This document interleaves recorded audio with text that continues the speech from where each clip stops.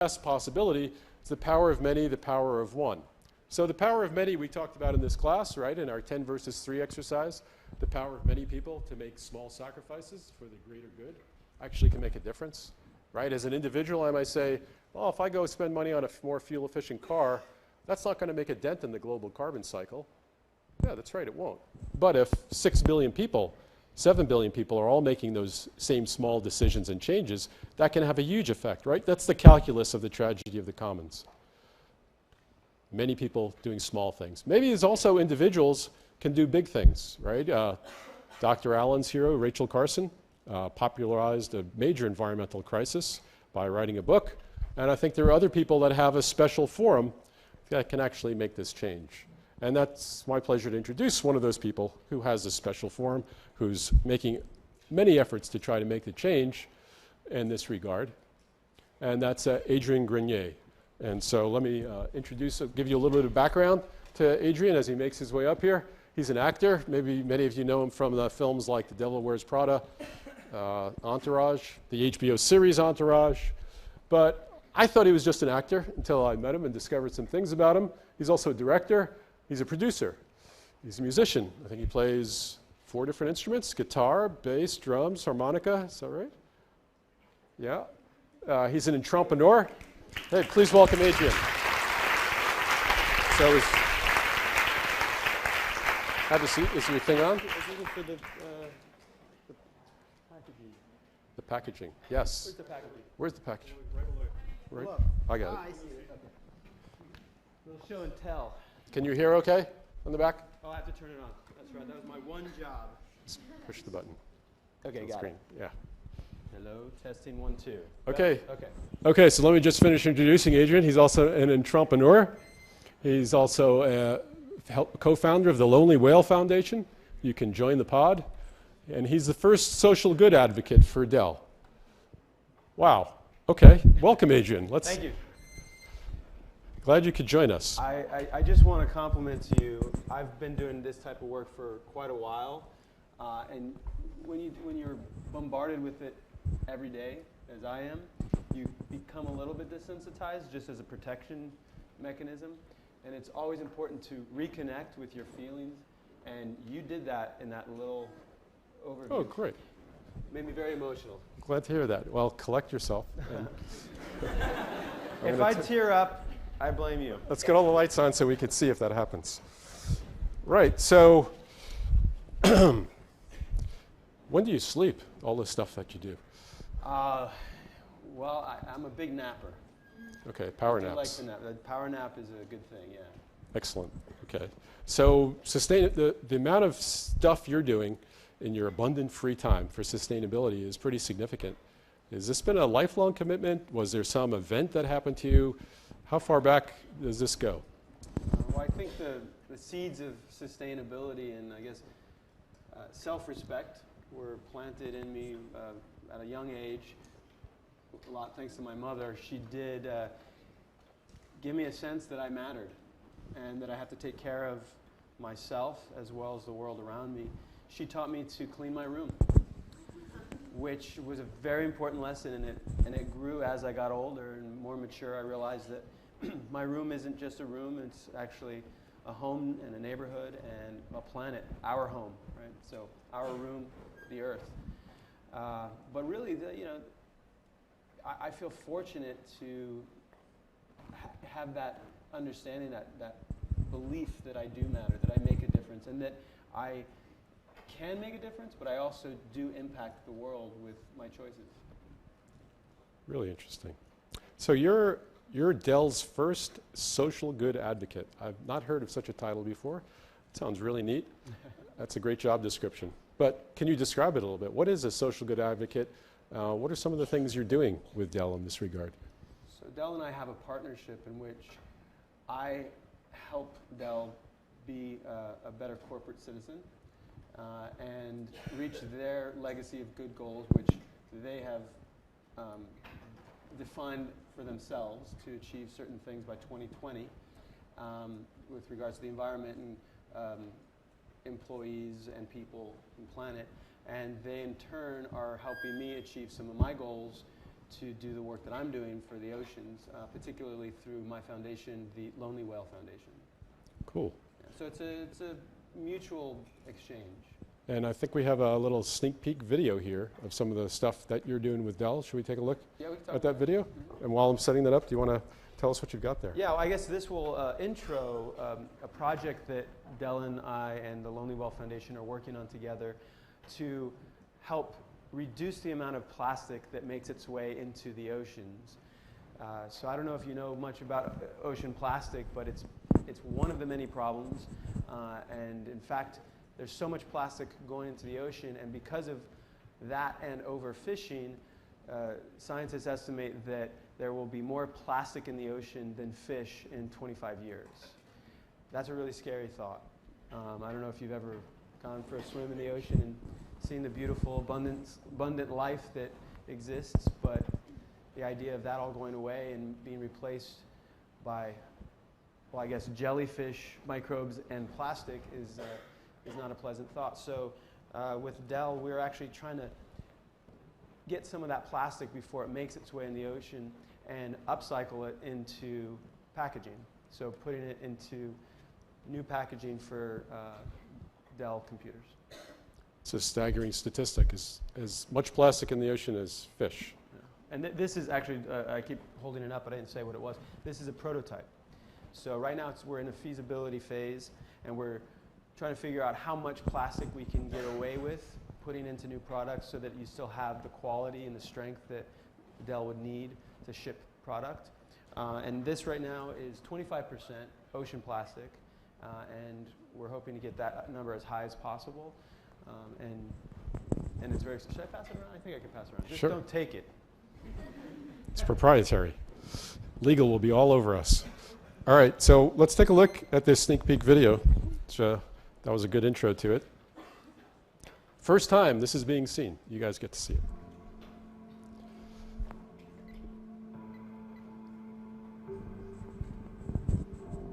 I, along with the Lonely Whale Foundation, are focused on protecting our beautiful ocean.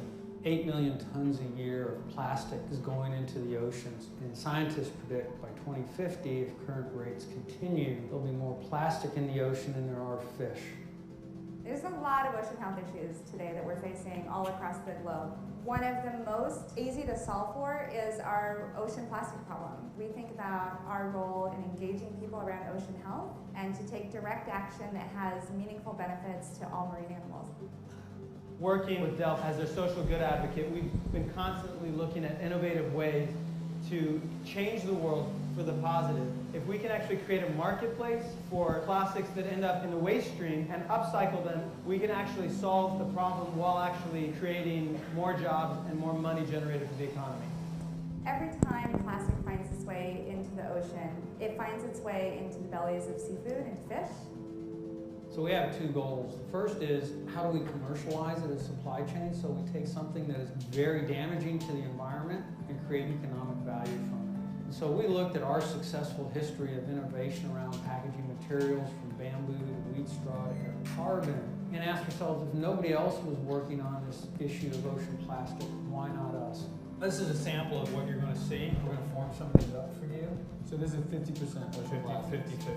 The rolls that you see here are different mixtures of the ocean plastic with other recycled pellet.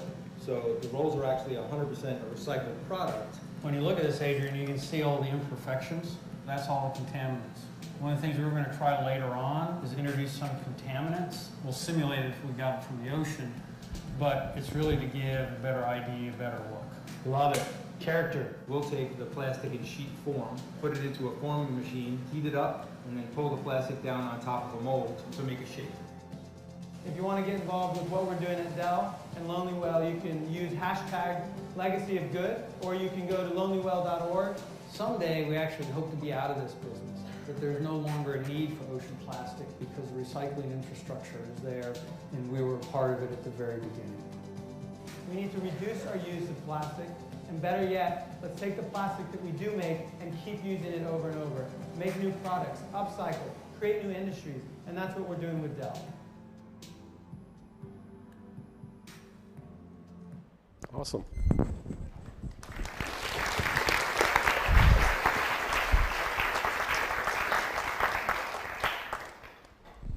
So why don't you tell us a little bit about the Lonely Whale Foundation?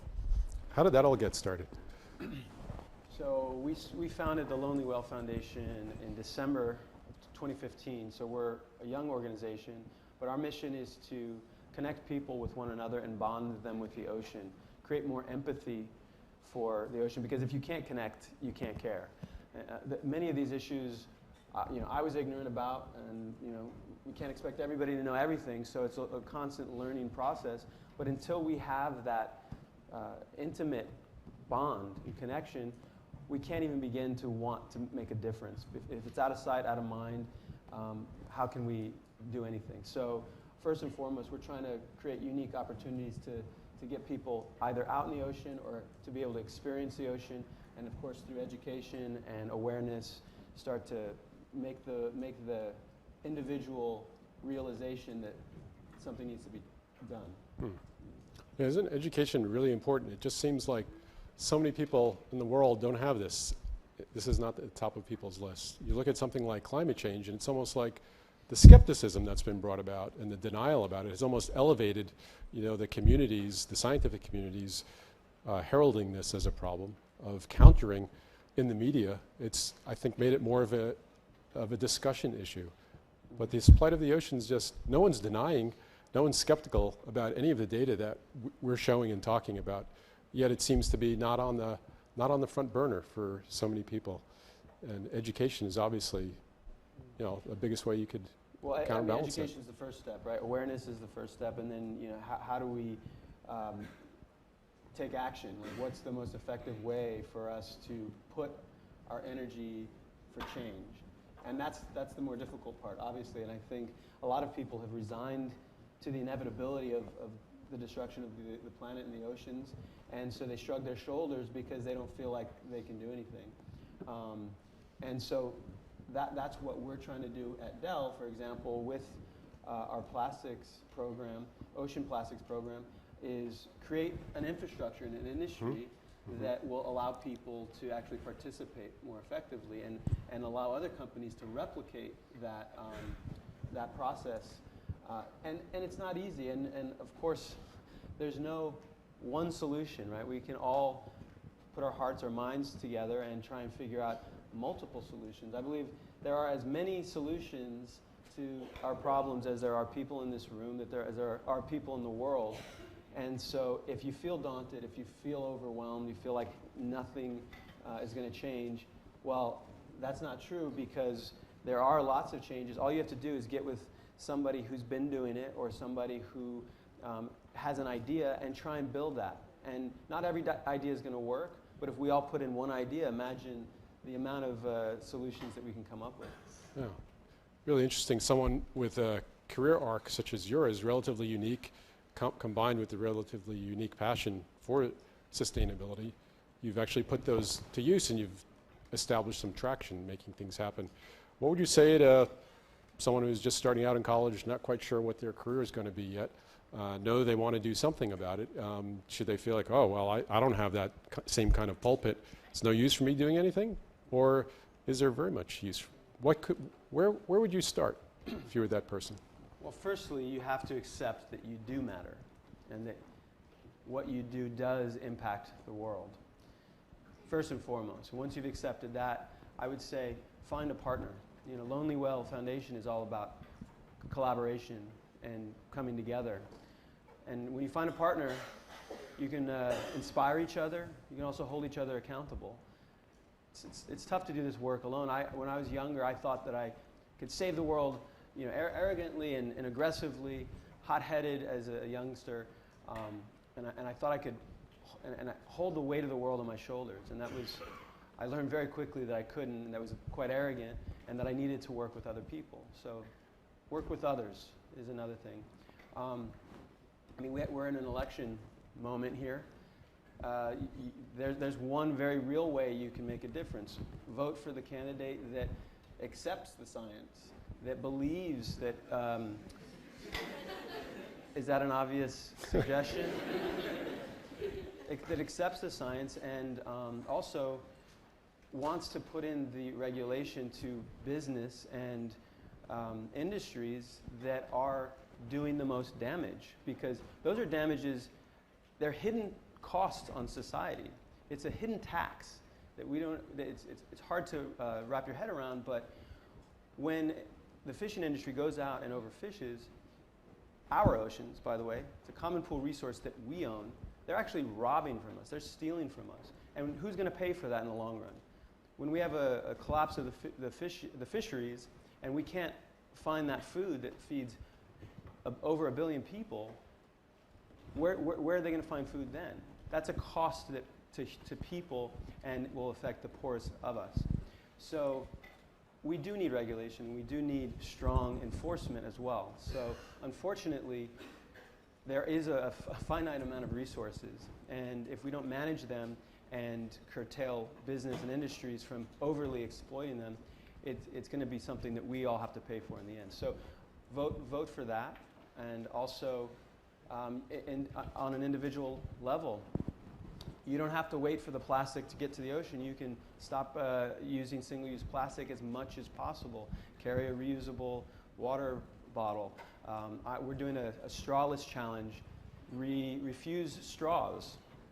We use 500 million straws a day, and many of those end up in the ocean. I don't know if you've seen that video of the straw up the turtle's nose, but it's greatly affecting marine wildlife and unnecessary. There are alternatives that you can change right now.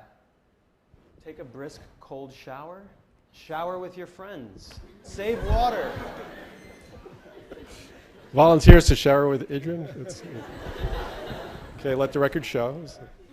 But the point is, there are many solutions, and I would say this is, I mean, I think we're in a state of emergency. This is, the environment is something that we have to, I mean, you saw that chart. I hadn't seen that chart, but we've only just realized the problem, and it's already almost too late. So it's not an option. We have to put our hearts and our minds together and our passion every day. Do a little something every day. And even if it's just brainstorming with yourself, fantasizing, imagining a radical solution that may be crazy, but it just might work. Every day, put a little time and energy into thinking about this and participating. Whether you're making small changes or having big ideas, it's got to be a daily effort, and we got to do it together. Cool. Any of you guys have questions for Adrian? Yes, why don't we get the microphones?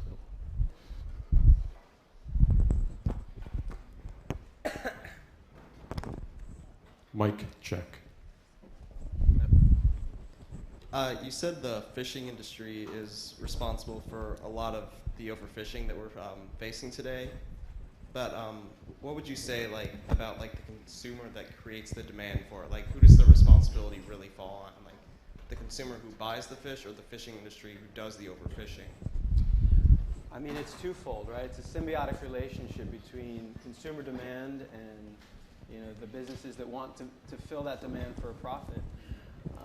Well, one thing that we can do on a consumer level is certainly change our habits. I've reduced my meat intake by half, if not more. I am pure vegetarian 3 times a week, and then also many times the other days as well. And that was my personal choice. I find it hard. You can't be perfect, right? So you start with small little incremental changes.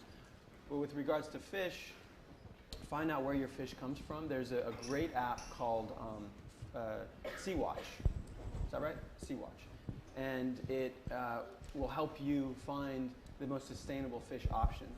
Because there are some fish that are managed, and also there are some invasive species of fish that are quite tasty, and they could use a little mitigation. But then there are fish like bluefin tuna, which are way overfished, so avoid that. But this app will help you find the right fish. But also, if you go to a restaurant and you ask your server, where's this fish come from? How was it caught? Was it bottom trawled? Was it does it use long lines that indiscriminately just catch random fish that just gets thrown overboard as bycatch? If they don't know where their fish is coming from, then it's probably suspect, and you might just want to decline at that moment. But if they know and they have a responsible sourcing program, then maybe you want to go for it, and that's okay. And then on an industry level, we need, I mean, it's a big ocean, and it's hard to regulate and police. So, and it's complicated. So we need to give pressure to our governments to make sure that they're putting in enough resources to police the oceans, and that they have enough regulations that have teeth where we can actually hold people accountable or businesses accountable for doing the wrong thing. Yes, over. Hi. How do we reach out to older generations like baby boomers who blindly accept climate denial propaganda? You want to take that one? You know, I mean, I had this idea that we would do a campaign called, "Fuck you, Grandma." It's like, why did you abandon your old hippie belief system? Like, why did we just completely forget about this idea that we care about the planet? And I think young people can do that. They can get angry. They can hold their parents accountable. They can say, "Hey, you know what? It's not okay." And we've seen a lot of that. We have a K-5 marine science-based education program, and the kids actually go and inform their parents of things that they didn't realize. So I think it's okay at a certain point, the child becomes a teacher. And so how, I think you stick to it and you do it not just once and then give up. Education sometimes is a long process. And sometimes you make a breakthrough, sometimes you get through to the mind, and sometimes there's revelations, but other than that, you just got to come every day, right? You go to school every day for a long period of time, over many years, to become educated. And we have to re-educate the adults too that maybe haven't put in the time. So lots of really fertile stuff we've been talking about. I think I'm thinking of a lot of great exam questions, right? We have a week from today is exam 2. The concept of FYG will not be on the exam. All right. Well, we have a couple of minutes left. Do you want to say something about this swim you just did, why you did it, what you did, and how challenging it was? Yeah, so we had a program that started this summer on World Oceans Day. It was Make a Splash, #MakeASplash.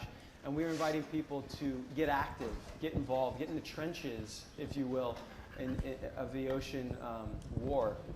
And it's not important. It's not just enough to talk about it, retweet it, or be educated. At a certain point, you have to get active and connect with the oceans.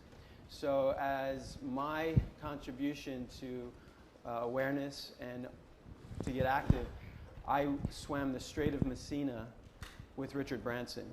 And if you don't know the Strait of Messina, it's the gap of open ocean between Sicily and Italy, so between the boot and the ball. And when I was a kid, I was always excited about the fact that it looked like a boot and a ball. Who didn't, right? Everybody? And I never imagined that I'd be able to swim between it. But it was an opportunity for me to go out and overcome a personal challenge, but also realize that I can overcome something that seemed impossible personally, and we collectively can overcome the problems facing the ocean. And when I did my swim, one day I was training, and it can be quite scary and daunting, and it can seem overwhelming, and you may not have the motivation, you may not have the courage, you may be scared. And the ocean is a great metaphor for that. It's this great abyss. You don't know what's under there. You're vulnerable to it. And I was out there with lots of trepidation, wanting to just go home. And I came across something floating in the water. At first I got scared. I didn't know what it was. And then got a little closer and I realized it was a balloon. It was a birthday balloon. And I got so upset. And I swam over and I deflated the balloon, because this balloon that was one person's moment of joy was carelessly left for 1,000 years of ocean destruction. And I'm sure that person didn't mean it, but it just really upset me that we have that much carelessness and ignorance. And after I got the balloon, I started swimming with more confidence because I was connected with my purpose. I knew, once again, I was reconnected with why I was doing the swim in the first place, that balloon. And I was more powerful with my stroke, and I was less scared. The fear just melted away.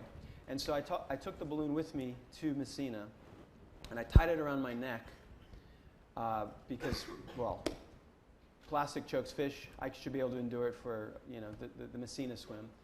But also as a carrot on the stick, as a way to remind me of why I was doing it in the first place. So yes, I did swim, and I did swim with a balloon around my neck. And it was about 3 miles. That's Probably, yeah. All said and done, yeah. wow. Oh, but Well, you know, can I just finish? Yeah, Sorry. please. And it was, not only was it a challenge, but I didn't even need the balloon around my